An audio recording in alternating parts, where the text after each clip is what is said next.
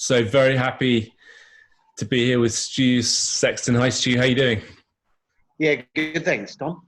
Yeah, and you're joining the Bali Hope Ultra team from New Zealand, and Yeah, Wellington, New Zealand. Yeah. Right. So Brilliant. So just share a bit of your background. I had the pleasure of meeting you face to face in September when I was in New Zealand. But yeah, just give us a bit of your background and. yeah. So like I said, I'm from Wellington, and joining. Well, I think I spoke to you first in about maybe June last year. With expressed an interest in joining Bali Hope, and I'd just come off my first marathon then, which was the Hawke's Bay Marathon, and I guess I should point out I'm a wheelchair user, so I've got spina bifida, which means that I'm paralysed from the waist down, so I've got no use of my legs at all. And like I say, had just come off the Hawke's Bay Marathon, and did what everybody was telling me not to do, and that was go looking for another event. Yeah, that classic post-event enthusiasm when the endorphins are still rushing. Exactly. And you forget the pain, and you just want another fix of some endurance. Yeah, exactly. So yeah, everyone had sort of been saying, no, don't do it. And I like to think that, I didn't find Bali Hope, it found me. So how did you find it? How did you come across it? Well, like I say, I was having a look on the net really, and just seeing what was out there. I'm really looking for, something in New Zealand, something that was going to challenge me. I'd never, like I say, never done a marathon before. I did a little bit of background to doing the marathon.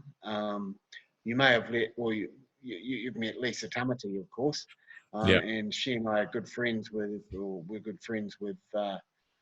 Samuel Gibson, who, like I say, was a good friend of mine. He was also in a chair, and had over time, and that's a bit of a background story into entering the Hawke's Bay Marathon, and wasn't allowed due to health and safety reasons, and eventually gained entry, and then had the unfortunate where he fell from the wheelchair and hit his head, and died a few days later. And so that kind of, over a process of time, that inspired me to do my first marathon. And it was around some things around Sam. He was doing the marathon to raise money for a young boy with a very similar disability to himself, and so he asked the marathon organizer if he could use that as a training event, and they said no, and eventually over time obviously wore them down, as we do, and they agreed, but unfortunately had this accident. So after that happened, some friends and I after the funeral and that sort of thing, some friends and I got together, and we decided that, or some friends of his, should I say, decided that they would organise a fundraising event to finish off the fundraising that he was doing for this young lad. So I got wind of that and decided that I'd like to join. And what that was a 12-hour endurance. With Neil, which Neil was involved in. Lisa's coaching partner. Yeah, exactly. So Neil organised it. I contacted Neil and said, "Hey, could I join?"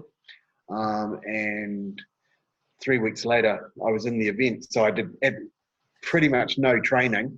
I trained for three weeks training on a static trainer with my hand cycle. I use a hand cycle, so I put that on the static trainer, and away we went.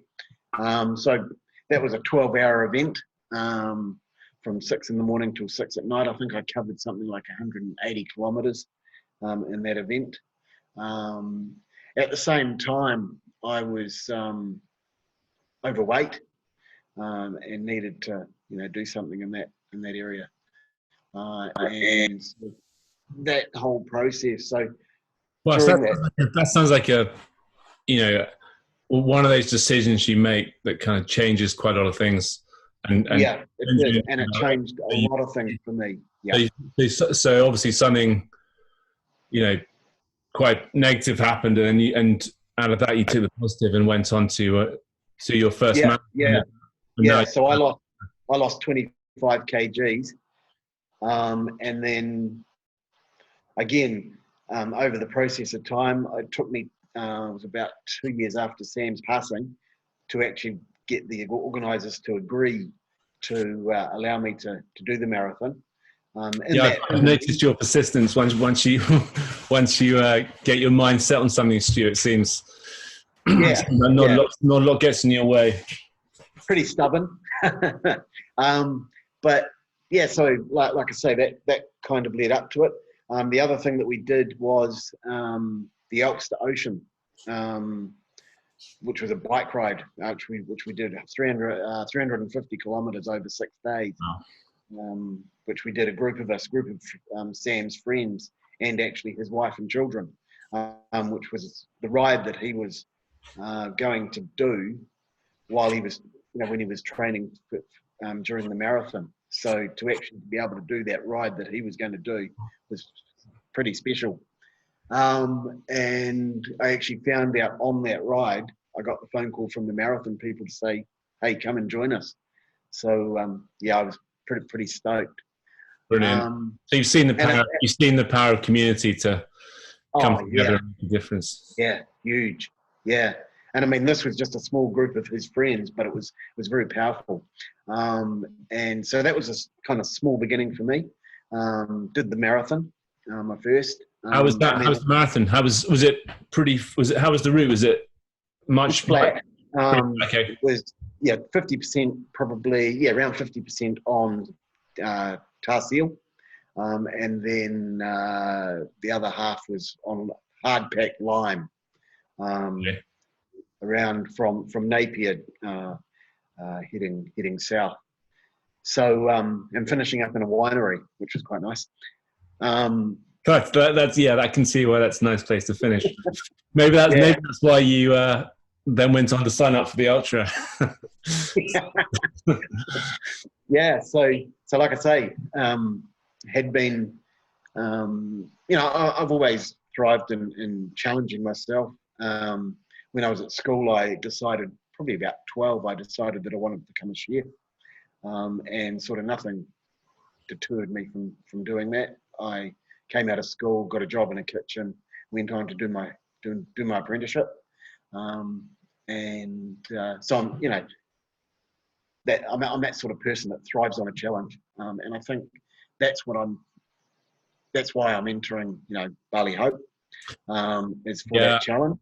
Yeah, I mean, it's, I think what I took away from our first call back in June was two things. One, that it kind of blew my mind. To be honest, it hadn't crossed my mind that a wheelchair user would consider attempting the ultra. Just I'm not sure why, it just hadn't crossed my mind. So it definitely reframed my thinking, just talking to you about that possibility that you had in your mind. And then the realization that you'll be taking this to another level in terms of what's possible, and having the courage and the determination to train for it and attempt this overnight double marathon that's got pretty serious elevation in it too. So I was really excited to talk, and then we've had a lot of conversations since about making sure the safety setup's right, but I've also been blown away by your fundraising ever since. You were one of the first to sign up, and you started your fundraising super early, and that's been amazing to watch. You've already raised over $4,000 $4,000. So Yeah. your determination on the fundraising side's always also been super visible. Yeah. Well, I mean, I think, every time I've done something, every time I've been out for a training run, I've posted about it, and I've found that every time you talk about it, people seem to respond. So, every time something new happens, then I'll post about it, and people get on board with it. But the other thing that sort of blew me away was the fact that when I found Bali Hope on, just on the internet, I think I emailed you, and within 10 minutes you'd called me, which kind of blew me away. It took me 2 years, 2 years of emailing backwards and forwards with the race director of Hawke's Bay, and within 10 minutes you'd phoned me from the UK, which kind of blew me away. Yeah, I mean, hey, I try to have good service for anyone interested. And no, it's not always that fast, but I guess you got me at a good time. And I must have been back in the UK straight away after the event last year. And actually, it's weird because those times after the event for me are quite lonely. So whenever I get a chance to talk to someone, I'm excited to. But yeah, that was a good conversation. Yeah. I can't believe that was in June. So had you been following the run on Instagram or? Yeah, on Instagram and Facebook. And just watching some of the videos, you get that feeling of I don't know what it is. I like to refer it as to the warm fuzzies, but that's probably not quite the right term. You probably saw Lindsay on the video. She shares the message so well. Oh, absolutely, yeah. And DJ and Jace. Yeah. So had a few conversations with those guys around possibility of how to get up the hill, just working through a few things, because that was one of the big things for me was would I actually be able to get up the hill, and I'm a fairly determined sort of guy, and my philosophy is that I'll just do it one step at a time, as it were. For sure. Although I'm not going to take any steps, but so just working out how that might work, and conversations with Kyron as well. I'm really looking forward to having you in the group, Stu, because I've just noticed you just built really great relationships with Mark Barry from Bali Children Foundation and DJ and Jace and Kyron, and you felt a really big part of it this year, right from the start. So I just wanted to acknowledge you for being such a great team member, and your fundraising is going to, I think Mark's organising your fundraising to go to children with disabilities in Bali. Which is super exciting. I'm absolutely stoked that that's happening, that it's going to go towards helping a child or children with disabilities into school, or making it easier for them to get into around school, just whatever. And also she's maybe looking into the fact that I might be able to help out with a workshop or two while I'm there.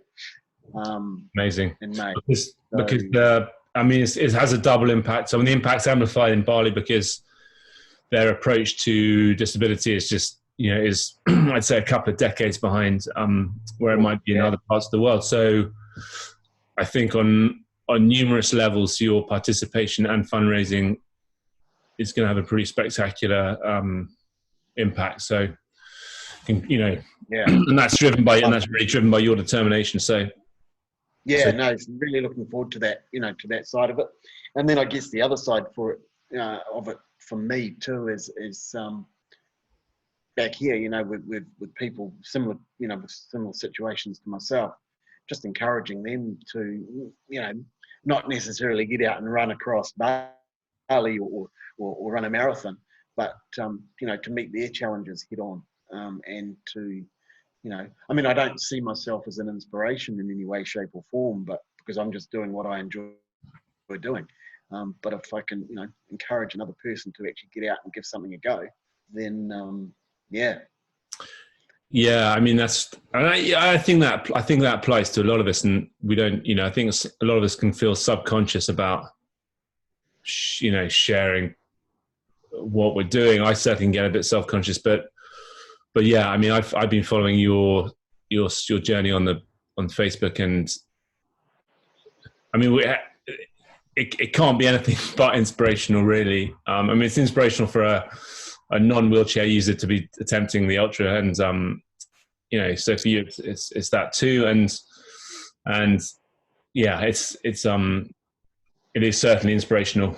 There's no doubt about that. And so, hey, so you've had, looking at your fundraising, you've had lots of individual donors. You've had people, how's that experience been for you? Have you been surprised by the level of support you've had? Or Yeah, I have.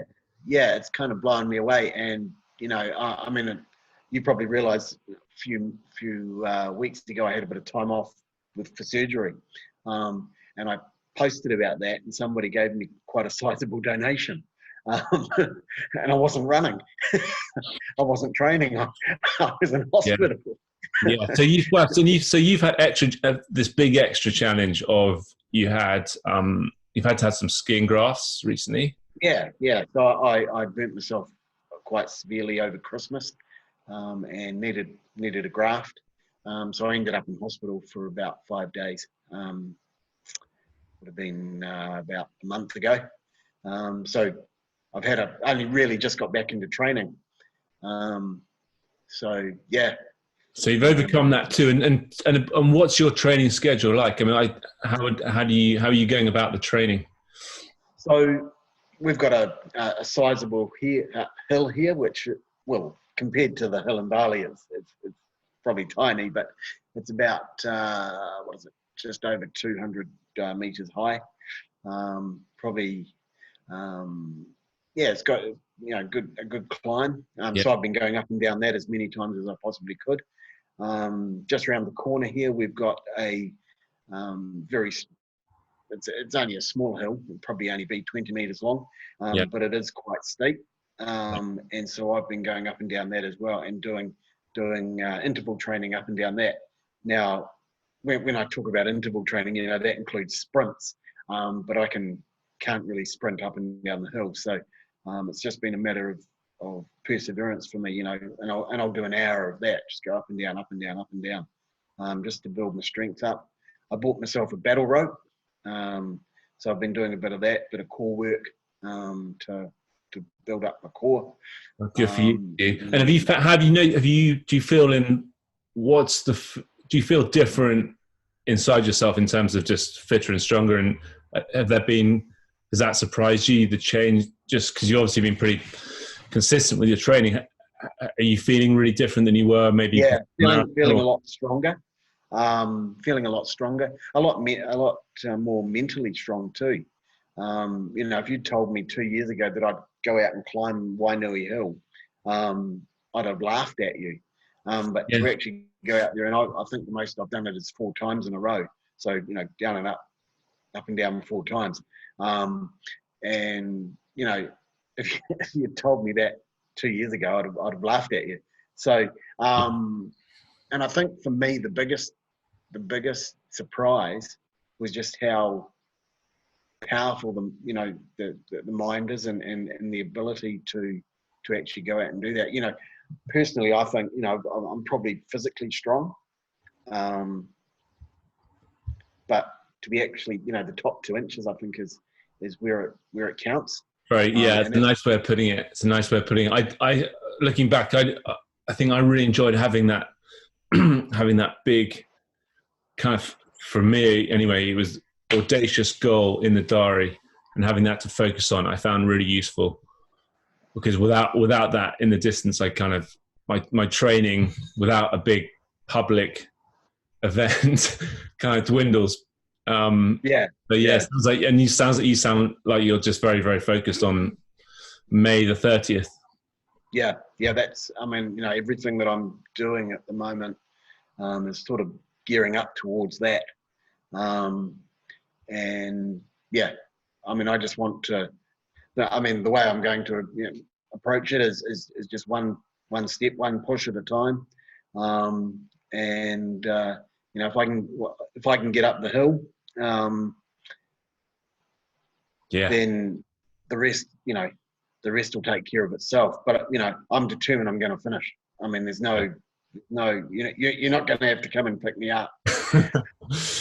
That happened once. I got a ride. I was doing round Taupo, round Lake Taupo, 168k bike ride, and I got halfway round, and the local constable at 2:00 in the afternoon. I'd started at 6 in the morning. At 2:00 in the afternoon, I still wasn't even halfway round, and got stopped by a local constable and said, "I think you better come with me, sir." So I got a ride in a police car with my bike. Yeah, well, you're looking at the only person who hasn't finished the ultra. So part of me, to be honest, part of my ego is hoping someone else doesn't finish it too. But just so I won't be the only person. But no, right. I'm joking. But the other thing is, you could join us, and you can come and join us and finish it with us this year. Good, actually. That's actually a better way of looking at it. I need to keep on saying next year, but the organizer role isn't super compatible with running it. But no. So Stu, I'm out to New Zealand in I think 3 weeks' time. So I'm also hoping to see you down in Christchurch for the Unity Ultra. Yeah. Coming to help the team. Yeah, going to come down and help out down there, and hopefully get to meet a few people. And and have you met Lisa before? I know you're in touch with Lisa Tamati, but have you met? I've never actually done a face-to-face with Lisa. I've online, messaged her online, and I think we might have chatted a number of times, but never. So I'm looking forward to introducing you guys together, and then obviously Lisa and her partner Hazley are the other two Kiwis. Actually, no, sorry, and Karen, of course, coming to Bali. So there'll be a good New Zealand contingent. Good Kiwi team of All Blacks coming. Yeah. Actually, that'll be the most New Zealanders we've ever had on the event. So I'm looking forward to it. And any advice? It's interesting if you've got any advice you'd share on fundraising, because you just go on great guns on that. Just any fundraising. Well, like I said, just keep posting. Like I say, whenever I've posted something, I haven't exactly, apart from maybe one or two big donations, I haven't, nobody's throwing their checkbook or their credit card at me. But so how many donations do you think you've had in total? I think it's sitting around between 60 and 70. Okay, so and you're on about 4,500. About 4,500. Yeah. So my maths. Let me figure out my maths. That's maybe $60-$70 a donation on average. Yeah, it's around about that. Yeah, it's about $70 donation. I mean, that's similar to what I had actually. So have you done much outside of the posting on social? Have you done? No, that's pretty much all I've done to date. I'm looking at I'm in the throes of trying to organise a bit of a fund run in my local community. Okay. Maybe in a few weeks' time. Okay. You haven't had to send. You haven't sent any personal messages yet. So okay. So that'll be happening in the next. Brilliant. And I found a lot of donations came in during the week of the run, when people see you in Bali and see you at the start line, and a lot of donations can come in then. So amazing. So that what you've raised already is going to make a big impact. So